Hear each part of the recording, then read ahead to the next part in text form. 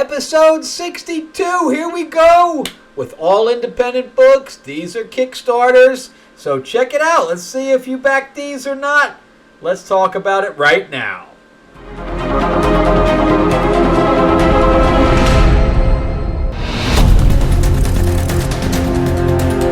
Welcome back to the channel, everybody. Thank you so much for spending your time with me. I greatly appreciate it. So let's talk about comics. I am Frank Zanca. I am your host. I'm an award-winning screenwriter, novelist, and comic book writer. And I'm so glad you decided to click on this one. So this is, we're going to talk about all independent books this time. These are all Kickstarters that I've come into tomorrow, which would be today because I released them the following day after I edit them. So for that case, I will be having new ones come in tomorrow. But in the meantime, this is I kind of did some catch up on some of the books that I've been sitting that have come in from Kickstarter, because I read those obviously after I've read my comics for the week. So, and then I never know when they're going to pop in, but I got a whole bunch of them in at one time. It just kind of happens. So anyway, we're going to talk about the, what's it called? The Good, the Bad, and the Cursed, or something to that effect. The Cursed, oh, the Few and the Cursed. The Few and the Cursed. So you can kind of see the Few and the Cursed. I was trying to read it. But anyway, he put that very cleverly. The artist put it into the buildings. So the character name is only called Red, and what's the guy's name? Felipe Cogno. That's right. I've talked with him a few times. We've kind of swapped marketing a couple of times and stuff like that. Nice guy, and he's kind of, I don't know if he's making a living out of this or not, but he possibly could, because all these books do very, very well. And then a game company picked up the rights to make a game out of. I don't know how the game did, but I was one of the backers on that, and I think the game is pretty decent. So this is not every book, because there's a few of them that he kind of gets away from Red that I don't like as much. He did a pirate one, and I really didn't like it. But it's kind of got this whole curse thing going on. But it takes place in like a post-apocalyptic world where water is the currency. So there's not a whole lot of water, and but the artwork here is bar none. It's better than anything that Marvel, DC, or whatever else are doing. Not across the board, but for the most part. Well, anyway, so there's the characters here named the Crows, and they were children. That was their first thing. But she cast a little spell here that directs her towards her goal. Meanwhile, we have like pretty much an old western town, and it's, we have them looking for, I believe, the girl who is one of the crows. They literally turn into crows. But they were all children, and she tried to save one of them and stuff like that. And, these guys all have these big burlap masks on and things to that effect. So when they finally, I don't think they know it's a girl, but finally when the guy, the handler, tries to hide her underneath, but it doesn't work out well. He finds them. Much to his own dismay, because she flattens him. See the arm, the crow arm that she's kind of created there? So meanwhile, Red comes into town, and we got a whole shootout with her being blinded in one eye. But we got some really nice stuff on horseback. And I did a supernatural western film with Eric Roberts and Martin Cove from Cobra Kai. So I love supernatural western. I think it's a really great mashup. And again, the artwork is just phenomenal. Look at that. Isn't that cool? So if you've never read a Few and the Cursed book, I know he's got a Kickstarter running right now, but I think you can also get the full Crow storyline in a trade paperback. In fact, I think I have it up there. I don't know if I unpacked it. I think I may have it packed still. So yeah, so we have the whole shootout. She runs out of bullets, so she spins the gun up in the air and smacks him with it. So she is like a bounty hunter for supernatural stuff, I guess. I don't know, but I think that's how it is. It really doesn't matter. It doesn't really matter to the story, except that she goes out to try to help people. So anyway, she gets taken to the town because I guess the same thing that the guys were after, this guy's also after and wants to make sure that they don't get it. And this girl really hasn't had a life, so she wants to play with the other kids, and of course, the Red's not having it at this point because she doesn't really trust the girl to be alone with anybody. So we have these, robed figure guys causing trouble. And I think he's kind of telling what this artifact that he needs her to look for, and she's like, well, that's not really what I do. And he's like, well, you should, because it's going to affect the world. And she's like, well, okay. And I guess there's some kind of a death train that's coming. So that's how it ends, unfortunately. It's only like 26 pages long. But you can see this is just one page of like 3 or 4 pages of his donors. So he gets like 600, 700, 800 donors. It's phenomenal how many donors he gets. But he makes money on this every time he releases it. So, would I think this make a good film and television show? Absolutely. The character is fun. The world is fun. And in fact, my movie, Six Gun Savior, just appeared on Redbox. You can watch it free with ads right now on Redbox. So the genre works, and there was also The Sixth Gun by Cullen Bunn that they were supposed to make a TV show out of, and I guess they thought it was too expensive. They never moved forward. But anyway, that's very good. If you've never picked up a Few in the Cursed book, I suggest doing it. And thank you for watching, because I know this is not going to... These books are not the mainstream books. So let's jump into The Dancer. This is issue 3. I'm going to do issue 3 and 4 together. And issue 1 and issue 2... See, I don't really understand the character, right? So her family was killed, but she's a ballet dancer. And she's not really like going out and getting revenge. Like with the Punisher, he doesn't know who killed his family, so instead he just goes out and killed everybody. Anybody he knows it was related to, except for the new Aaron. I'm not even going to discount the Jason Aaron stuff. He knew it was connected to the mob in some way, so that's why he goes after the mob, right? Well, here it's not revenge, it's not anything. She's getting jobs from this guy.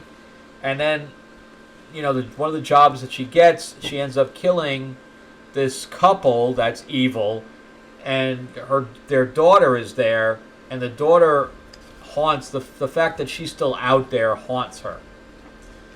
So she basically goes through the whole city, and the artwork's okay.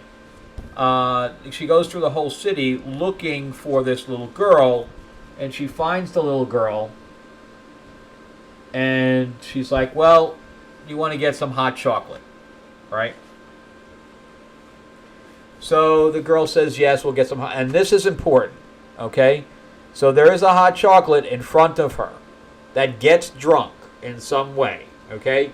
Just the little girl drinks it, right? So just keep that in mind. And she has PTSD, all right? So the waitress drops a tray, right? And she gets, she jumps underneath the table, and she's like, do you want to come home with me? And she's like, yes. So they go home, and she hides her costume, the one that she killed her parents, because she says she's a cop, so she doesn't say, but she wants to tell the little girl that she killed her parents. And the little girl is taking note of the clothes that she has for her ballerina stuff and what she uses for her punching bag, etc. to train. And here's where she hides the thing. And then she's actually being trained by her uncle or whatever else. When her family got killed, that's who raised her. Okay, and also keep in mind this thing. Okay, so there's a knock at the door, right? And a guy kicks the door in. Okay? There's a reason I'm pointing this out. So she fights the guy, and the guy says, in fact, I have to say it.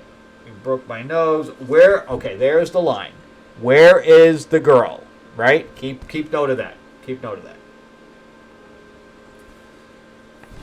So we finish the fight up, and he goes after the girl, right? Who holds up, where is it? Okay, she doesn't do that in this issue. But anyways, the other woman, so again, the little girl is distracting the guy, right? So that she can come up behind the guy and stab him with the sword. Okay, just keep all of those things in mind now when we move into the next issue. All right?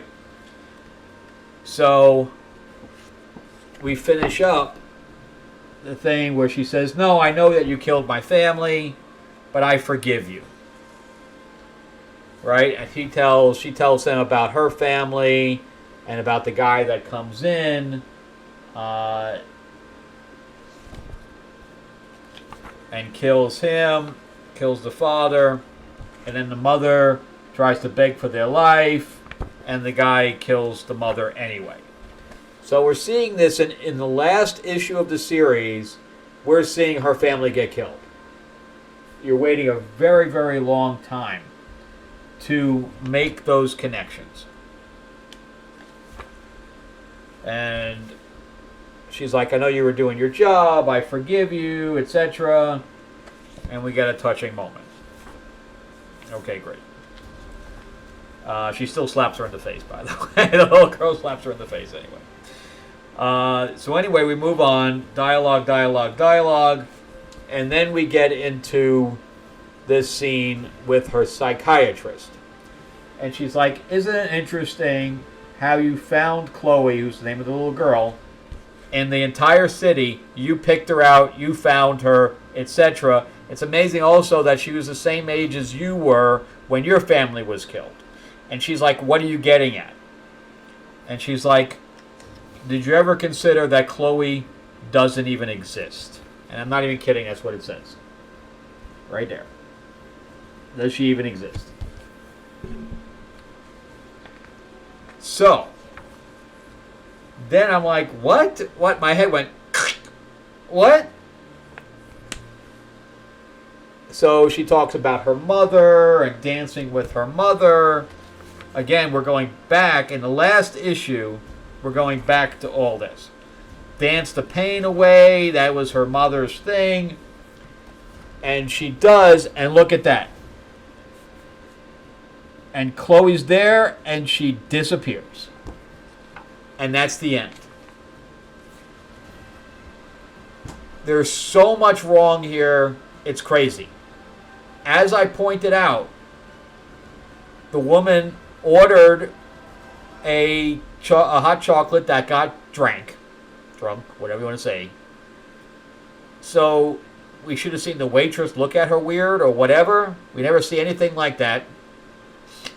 The guy comes in asking for the little girl. If the little girl didn't exist, why was he asking for it?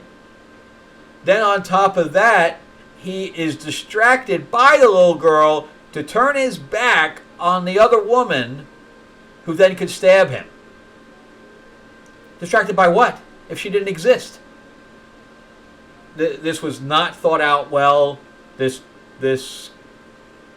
I like the twist, it just doesn't work. She did not set it up right. There was a way to set it up and make it kind of like Sixth Sense, where if you go back and you look and the nobody actually interacted with him after he was dead. That was set up very, very well, and they were very careful about all that. Where this was just willy-nilly. It's like, I'm just going to throw this twist in there, and I know it doesn't make any sense, but I'm going to throw it in there anyway. So, will this make a good film or television? No, it's not good, unfortunately. And then I've this kind of came with it. This is called The Haunting. This is number 5. I had already read this book. I've read most of these. I don't think I've read the first one, but I think I've read everything past that. So this is about a guy. This is by Phil Falco, who I've also interacted with, who is also obviously friends with Calamia, who is part of Mike Spire-Slayer's group. That he just had a video tonight. So this is about a supernatural story where the guy can not only see the ghosts, but wherever he is that someone's died, the ghosts will be gravitated towards him. So it's very Sixth Sense.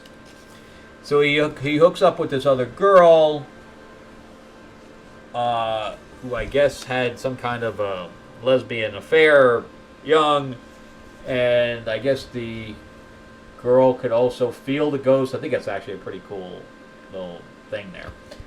But anyway, so she runs out of the thing, but they find out she's a lesbian, so the priest throws her out. So it's all, LGBTQ, thing. So the sister of the girl is going to kill, I forgot his name, the main character who can see the ghosts, and he's basically attached to the radiator there. And she knocks the gun out of her hand, and she says, "Hope, stop! You don't need to kill him." And she's like, "Well, he's attracted to ghosts, and he did this, and blah, blah, blah." And, I kind of like the look of him, that he's, kind of a gray character. Totally black and white. But, so it's got some really good stuff here, and then you have another guy that was chasing them, if I remember correctly, that Hope also got into a fight with, and I think he was trying to see his wife again or something to that effect, because he treated his wife badly. This is all stuff I'm just pulling from memory. So, she kind of stands in front. She says, if you're going to have to kill her, you're going to kill me. And I guess she killed the guy. And the two sisters have a fight. And, it just doesn't go well for this for the smaller sister. The other one's kind of built like Sarah Connor, so she's laid out, and the characters are kind of drawn stiff. But the guy that she shot, who was the one that was after him about burning his wife, I guess he comes back up with the gunshot to his head, I guess as kind of a zombie. And they try to get away. The sister, is coming after him. I mean, that's a broad-ass shoulders for a girl. She's getting more weapons and stuff like that. I think that's pretty much the end of it. Yeah. So, and here's this other girl that Ghost is still attached to. So that's the end of that. But I think The Haunting, I think I've read 2, 3, 4, and 5. So I've read 4 of them, and I like it. I think there could be more to the story than what it is, but I like the Sixth Sense type of character that's kind of haunted, literally and figuratively, by the powers he possesses. I think it really works, and I think that the surrounding characters need to be fleshed out a little bit more. Plus, I really don't even know much about him. After 4 issues, I don't really know much about him. Besides, I think he's an orphan. He's been on the run all the time. And when he hooks up with this girl, and then the sister, and the other guy's chasing him. But I think there needs to be more to the guy chasing him for sure. I don't really understand him wanting to see his wife, etc. So let's recap real quick. So the haunting, yeah, I think it would. I think it would do well. I think it would. It just needs more. And the Dancer 2 and 3 and 4, no, this is just not well conceived. And The Few and the Cursed, actually, yes, it's excellent. It's really good. It's exciting, and I like the world that it's built around. And if you guys haven't played the board game, I suggest looking it up. And if you haven't read any of the stuff, you should definitely check it out, especially if you like the genre. All right, well, that's it for me. Thank you guys so much for watching. Remember to give me a like, thumbs up, middle finger, whatever you want to do. Also, subscribe. If you're not subscribed already, why the hell not? It's free. And on top of that, we will be launching Late Pledge in Indiegogo for Lords of LA, my vampire mob set in 1950s. I will be launching that in a couple of days. I did finish up the whole Indiegogo campaign today. So it is finished. I just have to launch it. So I'll be launching that in a couple of days.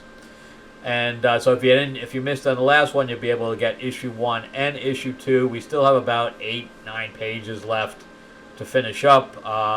But yeah, it's looking good. It's just kind of slow because independent artists and stuff. Also, Mark Spears and I have been working diligently on the Riftstorm classic monster card game, and it's looking really good. I just got the mats in the other day. They look amazing. So if you like classic monsters, if you like deck builders, if you like area control, whatever, it has both of those mechanics, and we've been play testing it. It's coming out really well. In fact, I have another meeting tomorrow with some of my play testers that have some ideas, and I just think it's going to be awesome. All right, thank you guys so much for watching, and I will see you guys on the next one. Check out some of my other videos as well, and help me grow the channel out. I'm trying to hit 5,000 people, so thank you guys again so much, and have a great week.